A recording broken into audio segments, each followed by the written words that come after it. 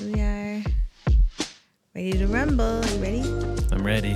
Let's do it. Okay. Welcome to Big Things. I'm Mitzi. This is Mike. This is our show where we talk about everything we're seeing in social media, marketing, pop culture, and sports, and talk through the signals that we're watching that could inform, I always mess with inform, could inform the future of digital marketing. Yes, today we're going to be talking about a few big things, including Domino's launching a perfume, Instagram is exploring a separate Reels app, and Timothée Chalamet's epic poker night with Cartier. Where was my invite?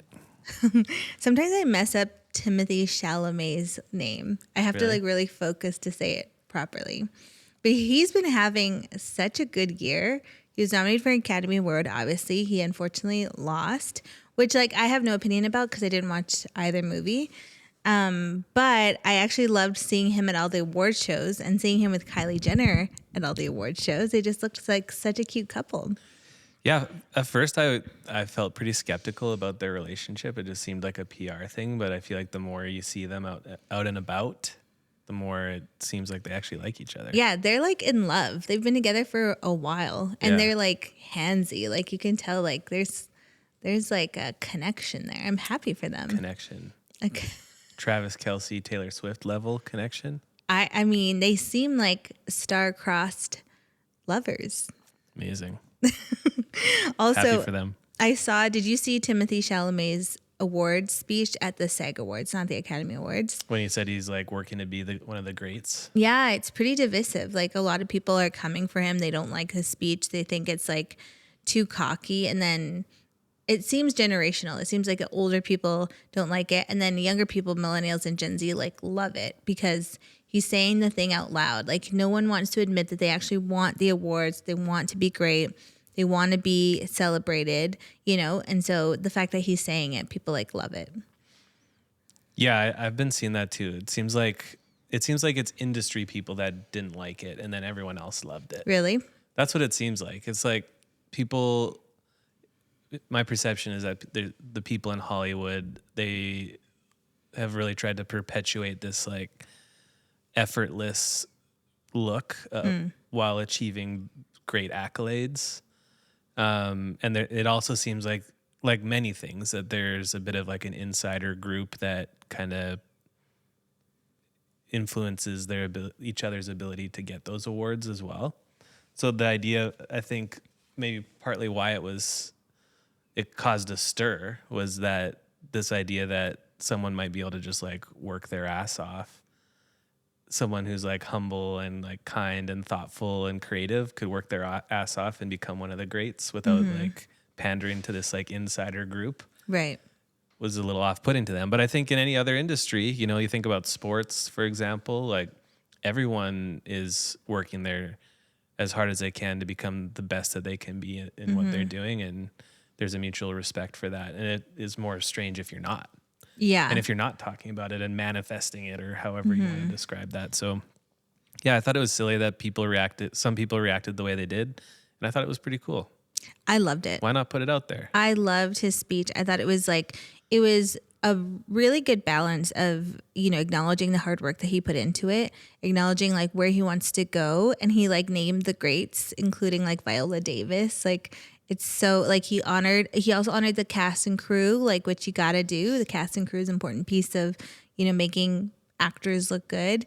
But yeah, I thought it was really cool. I think it was probably scary to be I want to be great. That's so vulnerable to say, but I love people saying it. Yeah. And I think most people would acknowledge that he has the raw ingredients to be one of the greats. I also feel not everyone wants to be great. Right. It's they want kind attention. of right. Or some people just want to, make a good money, earn a living. There's nothing wrong with that. Mm-hmm. But him being no, I want to be one of the greats.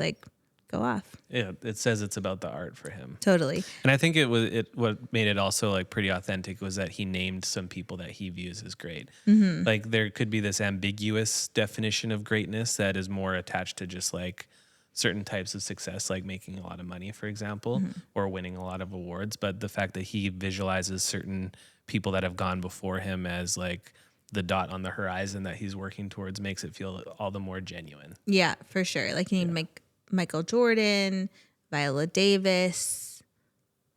Can't remember the rest. Yeah. Other actors. Yeah, for sure. I like it. Speaking of speeches, I didn't watch the Academy Awards, but I did see the clip of Kieran Culkin winning his Oscar and specifically his speech because it was so funny. I think you watched it too. But he was saying like he won an Emmy, I think, like last year or something. Maybe I think for White Lotus. No, Succession.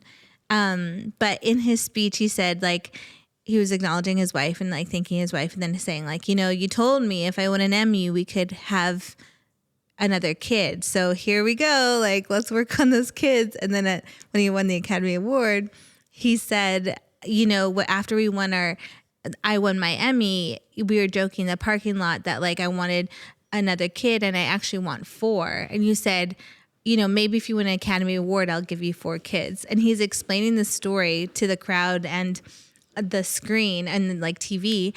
And the whole time, like his wife's like laughing at him and like being like, no, no more kids.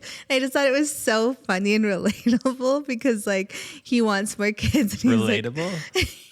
Like, talk to me about that. Yeah, because like, sure, it's easy to want more kids and say you want more kids if you're not having the kid, you know, growing the kid and birthing the kid is. I'd want more kids too if I didn't have to like, you know, carry the kid and birth the kid. It's just funny because like her like reaction to all of it, like she's so proud and like happy for him, and then she's also like, no way, like we're not having more kids. I just thought it was so funny.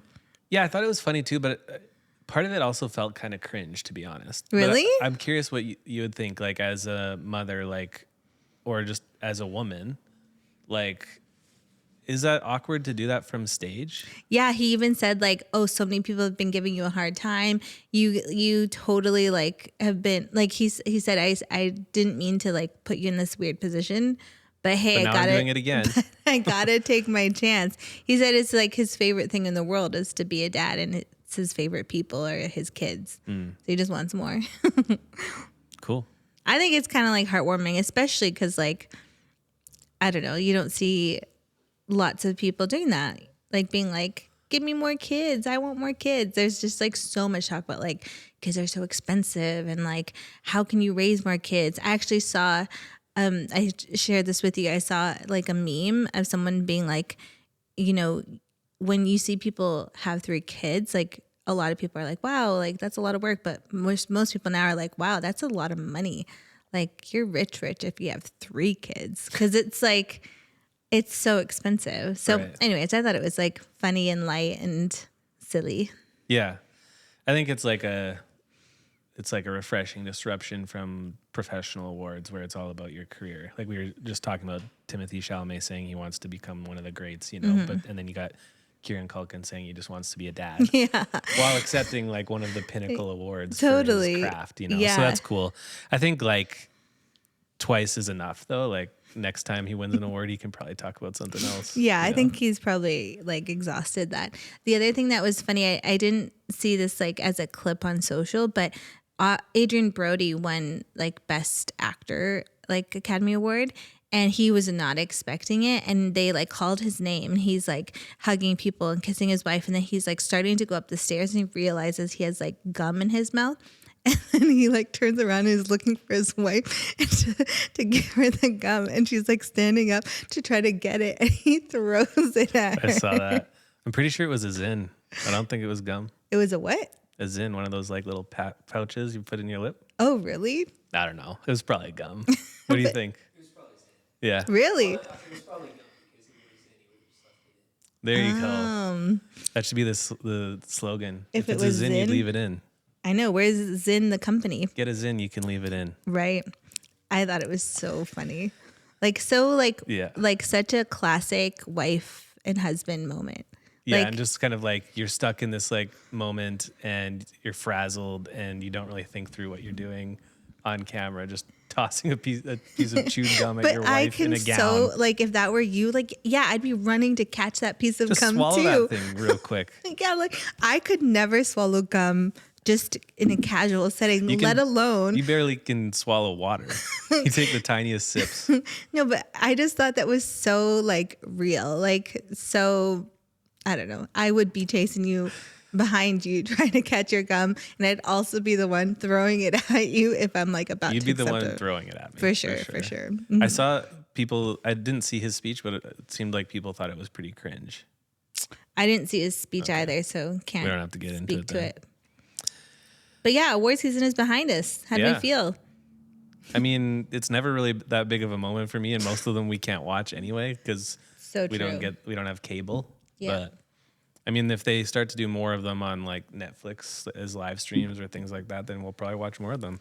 Yeah. I mean, I probably watch more of them. I feel like Academy Awards is like interesting to watch, but then like the more I think about it, I don't really watch a lot of those movies. Like I don't know, like it's just not my first pick. Like I feel like I always talk about like it's hard for me to watch movies.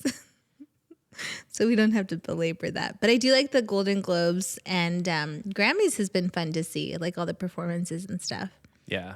I think I lean more towards the music awards for sure. Yeah, totally. And TV. TV's bigger now. Yeah, For TV's sure. great. I'd be down to watch. I will say one thing. I think brands just need to quit on the award show memes. Like, it's just a thing of the past. Like, let it die. You think it's not as current or relatable or like interesting? I don't think people need that from you as a brand. And I'd go out on a limb. We manage enough brand social accounts. I'd go out on a limb to say or assume that it's not getting the engagement it used to get you. For sure. And what does that engagement really get you? Totally. I mean, a viral post is nice, but Yeah, but viral with who? People that like the award awards, shows, you know? totally. Yeah, I just think it's time. It's time to find other things. And I think some of the stories we're going to touch on today kind of allude to some of the changes in behaviors and the ways that brands can show up in a way to provide relief outside of memes. One thing I was going to ask you, I don't know if you saw, but McDonald's posted a post today, and it was like the receipts of all the celebrities at the Academy Awards parties. And it was obviously made up, but it was like Kieran, Culkin, like one small Diet Coke, and that's it. Then it was like Julia Fox, it's like 8 pancakes and like extra syrup. Like they created like this kind of like post and like about like Academy Award adjacent. So I thought that was interesting, but I feel like it's going viral. That stuff's more interesting for sure. Yeah. I'm just tired of the same kind of like screen grabs with like meme style copy, and everyone's just recycling it Totally. Yeah. over the next like 4 days. It's true. Well, Thing one, let's do it.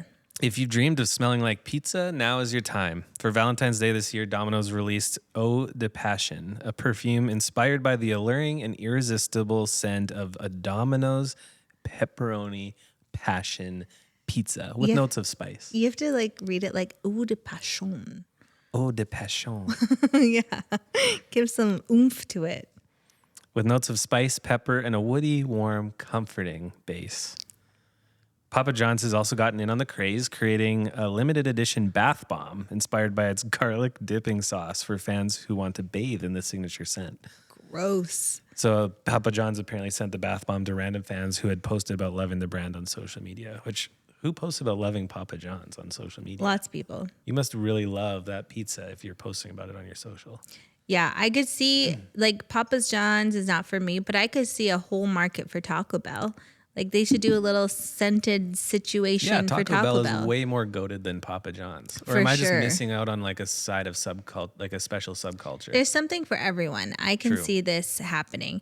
And you know what? Like I actually don't hate this. I would never obviously be a customer or like ever want this in my home, but I do like the sensory marketing kind of direction that they're going with. I love how they're leaning into one of the trends that we've been talking about for a while, which is play. So doing like unserious marketing and just doing stuff for fun. And I think like digital audiences want that. I feel like people really want brands to like just do something for the fun of it, you know? And I have no interest in a perfume that smells like pizza, but I would be interested in like some other stuff like Taco Bell. There's probably something in that space, like some sort of sensory like perfume or lotion that smells like Taco Bell. Yeah, or even like a taco blanket, like you make yourself the taco. Like that's kind of what I liked about Papa John's execution. Even though Domino's is obviously at the top of the pizza game, like they're the bigger brand, I felt like Papa John's execution of the idea was better. Like the Really? idea, they used the smell of a dipping sauce, but in the context that you could dip yourself into it. That's pretty cool compared to just like squirting on this like weird pizza smell onto Yeah. your body. You But know? the pizza smell is so like I can smell it right now. Like it's so iconic. I would like it. I would have liked that better as room spray. You like make your house smell like pizza, you know, Yeah. or your car. My car Gross. definitely smelled like pizza when I was 20 years old. Tell us about it. Well, speaking of Domino's, I used to work at Domino's. I was a delivery driver during university. That's how I paid my way. That's how I afforded my big weekends with Drew. Yeah, and so you were a pizza delivery driver, and what kind of car I did wore you the drive? uniform. I drove I think it was like a 97 Toyota Camry. It was this like champagne color, but it was a V6. So I had some pep in my step. Love to say it. Did you No have to pun like intended. nice. Did you have to put the like Domino's sign on the top of I your resisted. Oh, you I didn't? never put it on. Wow. The manager, his name was, oh my goodness, I'm blanking. It starts with a R. Rob. Rick. It might have been Rob. No, that doesn't seem right. Anyways, I think I'm still connected to him on LinkedIn. Nice. But he pressured me every single week to put the sign on the top of my car. I was like, no, I'm not about that. Really? And you could just deny it. Well, yeah, I mean, Like he was your boss. I was a 20-year-old and it was a delivery driver for Domino's. Like I wasn't like that desperate to keep it. You know, if he wanted to fire me, he could fire me. Yeah. But I did a pretty good job. One thing that was funny there was that I look back on, I'm like, I can't believe I refused to put the sign on my car, but I was willing to do this. Was that every time we left with an order, we would have to basically like yell to the restaurant. And then whenever we came back after delivering the orders, we'd have to yell to the restaurant. Even if there's customers in there placing orders, we'd have to yell. And then the kitchen would yell back. What did you yell? So when we left, we always had to yell as we were leaving out the door. And you couldn't just say it. You had to yell it and they would get after you. But you had to yell, out on time, out to impress. And then when you came back with your empty pizza bags, you'd have to yell, delivered on time, customer impressed. And the kitchen would be like, thank you. And every time I just felt nauseous. Like customers like mid-order, yeah, I'll get a pepperoni pizza. And someone's just yelling, delivered on time. You know, it was just the worst. But That I is suffered through so it. funny. And we got paid in cash at the end of every night. No, that's amazing. Our hourly wage plus all of our tips. Love it. Mm-hmm. So did you get lots of tips? On certain days. So I learned Friday nights? Yeah, like Fridays and Saturdays were always pretty lit. And you got pretty good. You learned the map of the city and you'd start to recognize addresses as being in the same areas. So as you became more of a veteran delivery driver, you'd be able to like take more orders at once and still deliver them hot. So I think the best I got was like 5 orders in one trip. And you'd get these little stickers that you'd put on your steering wheel with the address and like the order and the person's name. And then you'd just like peel them off as you completed them. Wow. Where like these days with Uber Eats, they've got it all on their phone and Yeah. they've got the maps and everything. You didn't have a map on your phone. You had to like look at the map at the restaurant, remember where you're going to go. There's no way I could ever do this job. It was crazy. I could never. You just like know in the map where to go and then just go there from your like memory. Yeah, Crazy work. Like I could never ever do that. I know. Back in my day. So I think you should start saying that to me when you leave the house with the kids and you're going to drop them off at daycare. I love that. Out on time, out to impress. Delivered on time. No, imagine we got our kids to say that. Out on time, out to impress. Like that's low key kind of empowering. Here for it. Low key kind of cultish, but A little, but yeah. just like cultish in our family. I love a family cult. I love that story. I love picturing you as a Domino's delivery man. Yeah, but the only problem with getting paid cash is you spend that so fast. Oh, I know. When I was a server, I had so much cash. It wasn't real. It was like play money. And when I think about the amount of cash that I blew through on nothing, I have nothing to show for it. I would literally have so much Good cash, I'd times. forget about my paychecks. They'd call me and be like, you have 4 paychecks ready to pick up. And I'm like, oh yeah, sorry. Like I was just like cruising That's through your cash. style. It is Just my forgetting style. about checks. Oh, man. Yeah. If only. If only. That was my experience at Domino's, but I'd like to know if you were cooking up some sort of like sensory product for a brand, like what kind of things come to mind? You know, I was really struggling with this. I wanted to have like a good idea, but I don't know. It's hard. It's hard to say. I thought it'd be fun to do like a candle that smells like what you smell when you walk into Disney or something. Like that could be interesting. I know hotels have signature scents that they like have in their lobbies and things like that. I also thought it'd be interesting to do like a pasta water bottle, but that's not really like a sensory product. Like maybe there's like a really good like pasta restaurant or something that could sell their like pasta water, Why do you need the pasta water? because you can add it when you're cooking pasta at home to your To the sauce. sauce and pasta. Like Why when you're add it to cooking your it. pasta? 'Cause Well, your a lot of pasta will people make take pasta water. right. Well, you cook the pasta. That's not when you use pasta water. But then you would normally take a cup of that pasta water and set it aside to add to your pasta later when you're mixing it all together. So you could just buy that pasta water, and it's like a special kind of pasta water connected to their specific pasta. You hate Wow, it. interesting.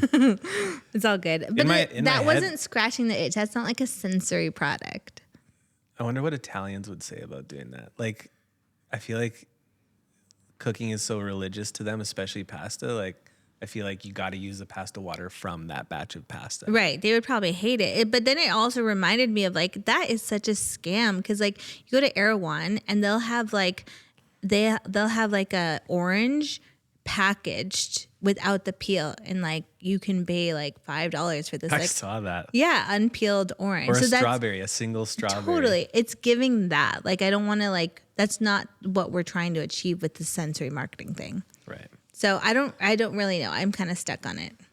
I'm hoping for April Fools this year, there's some like really cool sensory product. I think it's going to be lit this year. April Fools is every year we talk about it. It's like a bigger and bigger brand thing. And I feel like, especially with like all these brands doing like more playful, unhinged content, that there's just going to be so much going on. Yeah, for sure. Last year, wasn't there like a cheese company that did their signature yellow gold cheese color as hair dye? Yeah, wasn't it like Cheez-Its or something?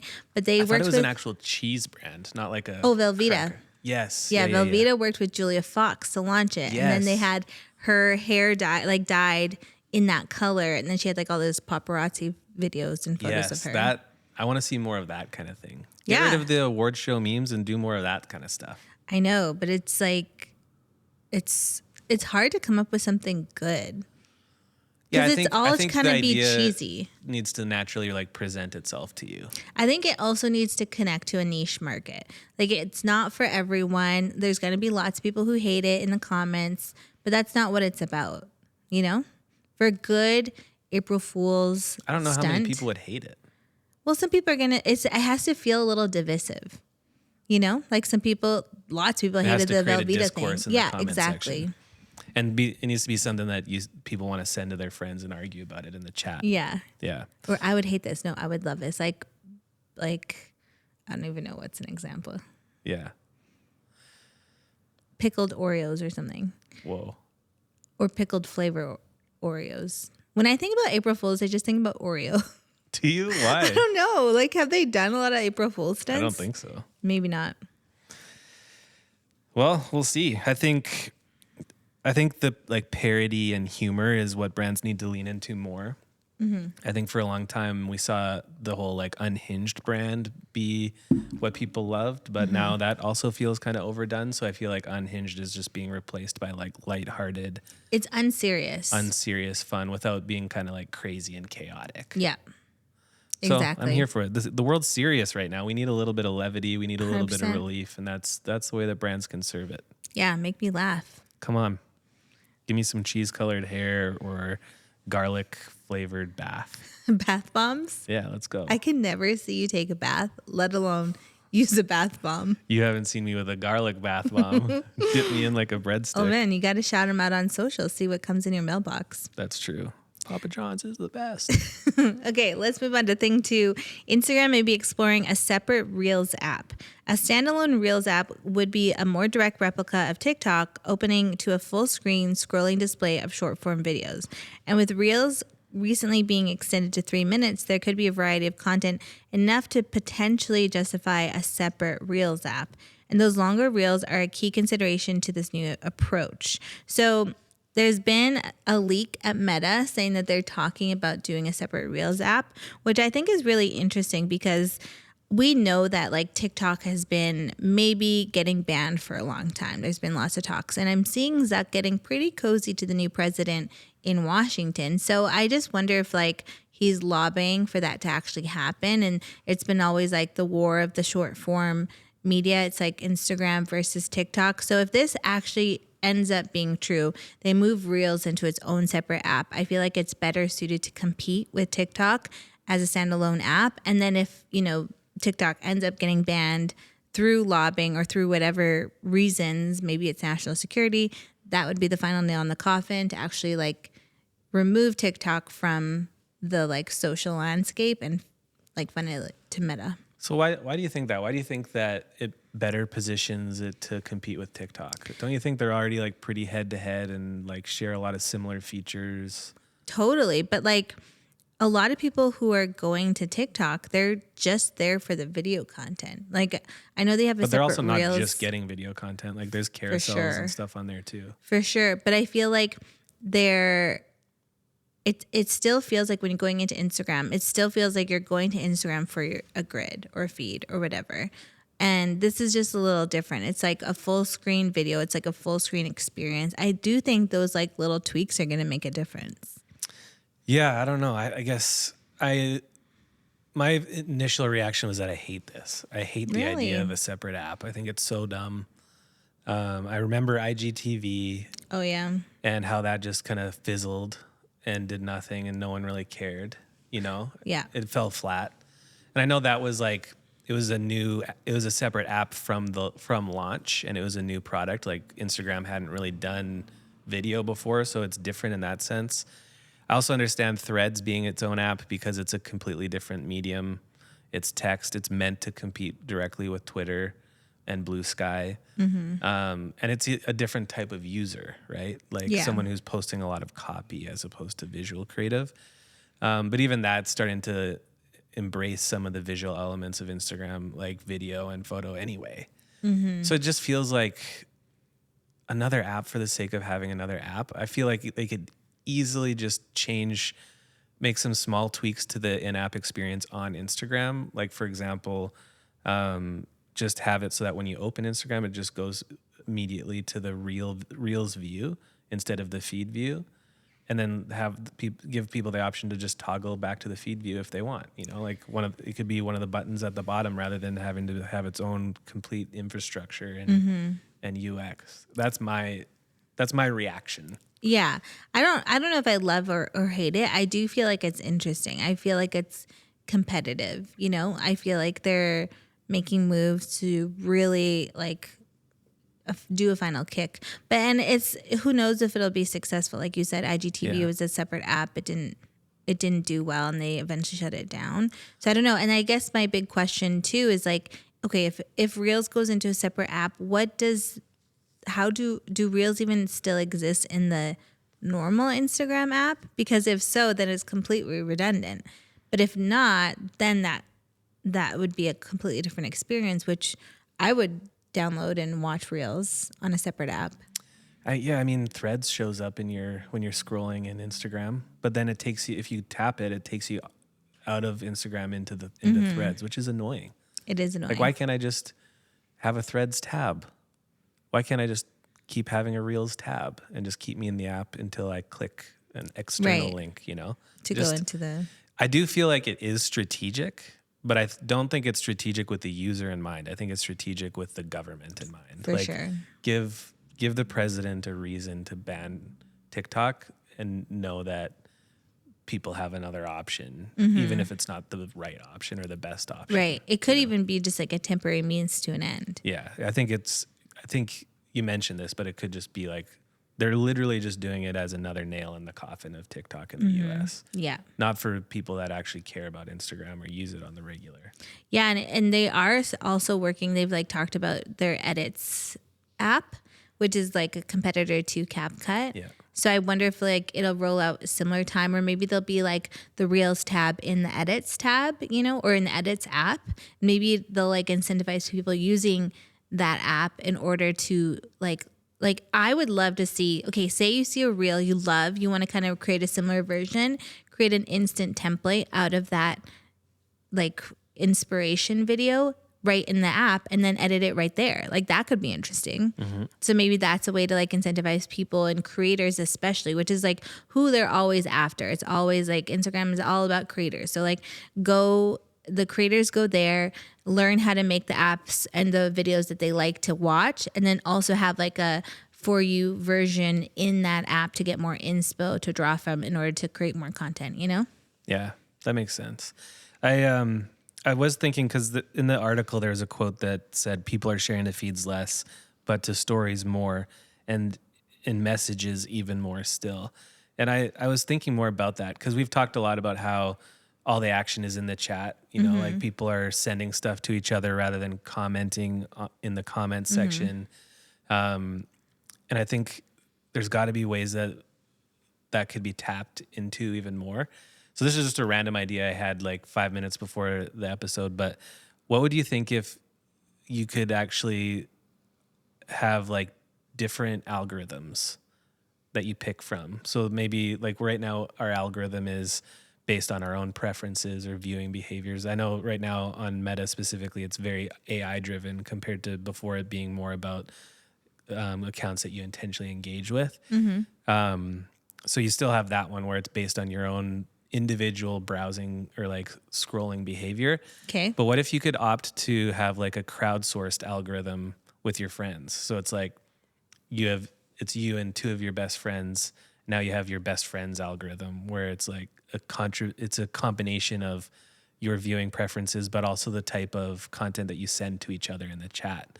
So you're starting to get more content if you toggle into that algorithm while you're scrolling that you're more likely to collectively vibe with. Well, I think they're already kind of doing that with like the reels your friends like. But what if you had control over what kind of algorithm you're in at any given time? So if it's like, I just want to see the stuff I want to see, I'm kind of doom scrolling Friday night at home, that is what it is. But if it's like the chat's kind of popping off right now, we're laughing at some memes and some funny videos, I want to be in that algorithm and like see more stuff that I want to share with my friends. Interesting. I feel like that could be interesting. And then it also starts to tell creators and brands more about the type of content that people are engaging with their friends as well. That's cool. Yeah, that could be interesting. Like, but I feel like my algorithm is so inspired by your content because I feel like you send me stuff and then I'll engage with it and I'll start to see similar stuff, more so like sports and stuff. And then I feel like I'm getting so much. Yeah, so but it then already you don't kind have of blends. you don't have any agency over that. Right. So it's like if we were sending each other a bunch of stuff on a Thursday, now we're just at the mercy of each other's algorithms for the next few days until we kind of like correct our algorithms. But what if we could just decide which one we're in, so that if it's like we're engaging together, we're in the one that's going to serve us the type of content that's more influenced by our collective algorithm. Or then as soon as the chat kind of dies down, I can just go back to my stuff. Yeah. You can go back to your stuff. Totally. That could be interesting. And then you could also have an algorithm that's more for like work, like maybe I all could the be like, social media turn managers. off. Yeah. Mike's algorithm. Yeah. It's like maybe you see less brand content. And then maybe when you're in work mode and you're looking for inspo for the next reel you're going to create for your client, you're getting you can have an algorithm where you're getting more of that kind of content, but it's not messing with your own personal algorithm for later that evening. Yeah. At what point is there too much algorithm? Maybe there's a max of 3. Maybe you can only have like 3 unique algorithms. This reminds me, there's this really interesting app. It's not a social app. Well, it kind of is, but it's called With Gratitude. And I just signed up to be on the wait list. And it's it's like basically every day you make a list of things you're grateful for. It can be like simple, it can be like big. And then you share it and your friends do the same, and you can see their list, and you can add photos to your list, and you do it like every day. And so every day you're seeing like what your friends are grateful for and what you're grateful for. I think that's so sweet. I like that. Yeah. So I'm on the wait list. Hopefully I get in, but it sounds like such a cool app. I feel like that could go either way. Like it could be really cool if it's actually, if the majority of users are actually leaning into gratitude, but it could also become like really performative. How like Instagram is at times, you know, like I'm so grateful for my personal jet, or like so grateful that I'm in Dubai with my friends this weekend. We're just like getting bottle service, you know. I don't think that's the vibe. Good. That's great, but it could easily be with mass adoption. Interesting. Sorry, I didn't mean to kill the vibe on that So one. pessimistic. Yeah, I was like really excited about this because I'm like, wow, finally a positive space. You're like, yeah, well, what if they're yeah, it's Well, all that's good. how Maybe. other social channels are. Yeah, totally. Yeah. Definitely. Yeah. You could just use Instagram with gratitude if you wanted to, you know? I could just treat it. People could, not People you could. personally. Well, let's move on to thing 3. Now that I had killed that one in his tracks, let's go to thing 3. Okay. Timothée Chalamet, who we've already talked about quite a bit today, but deserves more. He hosted a poker night with Cartier. So Cartier offered him an evening to celebrate his Oscar nomination. And instead of a typical ambassador dinner like lots of people would do, he opted for something a little bit different, a poker night. Timothée hosts a poker night with legendary guests including Tobey Maguire, Kevin Hart, Theo Von, Kid Cudi, and of course, Kylie Jenner. Kylie Jenner was there. Apparently she's good at playing poker. I saw that. I was reading the article, and it sounds like she was making some big bets. And I mean, who wouldn't if you had a billion to pull from? Yeah. Well, I think this is so fun. Like we've been talking about this trend already in this episode about play, and like this totally leans into that. And we know that like play is going to be a big trend that digital audiences want more of. So I feel like we're going to see more of like bingo nights and poker nights and all that like hobby kind of nights, like, and brands will get in on the action and facilitate those things, which I'd love to see. We're actually going to do something similar to this week with our team. We're going to have a bingo play hour, which I'm really excited about. We're like evolving our happy hour to be more about play. Yeah, because no one even wants to drink alcohol anymore. Exactly. The other thing that I think is cool here is a nostalgia element, because it's obviously like a nod to like Molly's Game. Tobey Maguire was in attendance, and Molly's Game is like famously about like his high stakes poker nights that he would host with like a bunch of like A-list celebrities. So I love that they like leaned into that. I don't know if like Timothée is like great friends with Tobey Maguire and decided to invite him, but I feel like it's a Cartier move. Like they probably helped facilitate the guest list, and I think it's just like a mixture of all these great things. Yeah. I saw Kevin Hart was there and he was cleaning up. And then I'm pretty sure he left early to go to a dinner. So it was like he was kind of killing it on the table and then just like didn't care enough to stay and finish what he started. He just like went to something else. Yeah. Yeah, I feel like, wasn't he with like Rich Paul or something, think which so. is like Adele's like husband? Yeah. Yeah, I think it's so fun to see that. I feel like we're going to see more of that. Yeah, and the other thing I liked about it from what I was reading is just that it was like pretty chill. Like it wasn't like everyone was there to flex. It was just, even though I'm sure it wasn't just all Timothy's guest list, like you said, Cartier probably had a big part in figuring out who's going to be there because it's their event. It just seemed like it was casual and like enjoyable and wasn't as like performative as much as it was just like an actual cool like brand experience. If you could host like a play night with like a brand who's going to pay for it all, what would you do?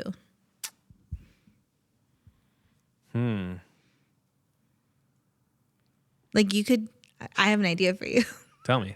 You could do like a Nintendo night and and play video games and have like pizza or whatever, but like elevated, you know, not like in your basement, like a cool like setup.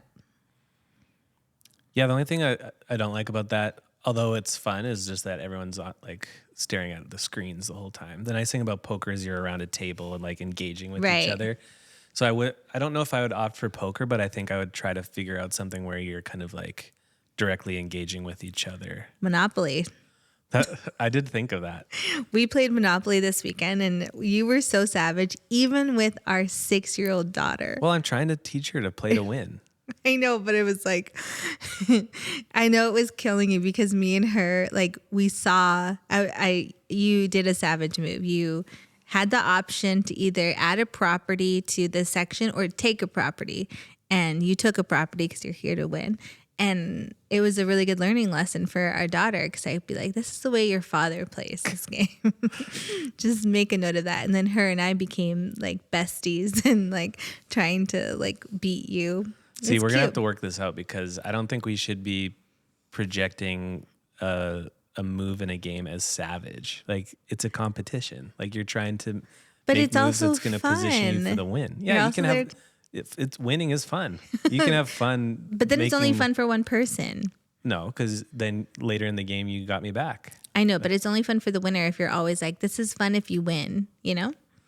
No, like the process is enjoyable as well. Even if you lose. Yeah, Did you have fun? I did. Sweet. I was wishing that she wanted to play again. I know. Yeah, I think she had fun the way we played it. for sure. Mm-hmm. It wasn't that deep. So you could do Monopoly night Yeah, let's do it. but There's like, also the card version of Monopoly Mm-hmm. without the board. Because the board, well, I don't know. Maybe the card game has a max players, but the board does. So I don't know. It'd be fun to do something like that. And Mm-hmm. that plays into nostalgia too, where like people don't play Monopoly that much anymore. Monopoly Go is the move. Yeah. Yeah. Or yeah. Monopoly Deal, I think. It's called. Yeah, Monopoly Yeah. deal. Yeah, I love seeing this kind of thing. I want to see more brands do more stuff like this. It'd be cool as a brand to come up with a new board game Wow. that connects to your brand. Yeah. I can imagine coming up with a board game. That'd be so hard.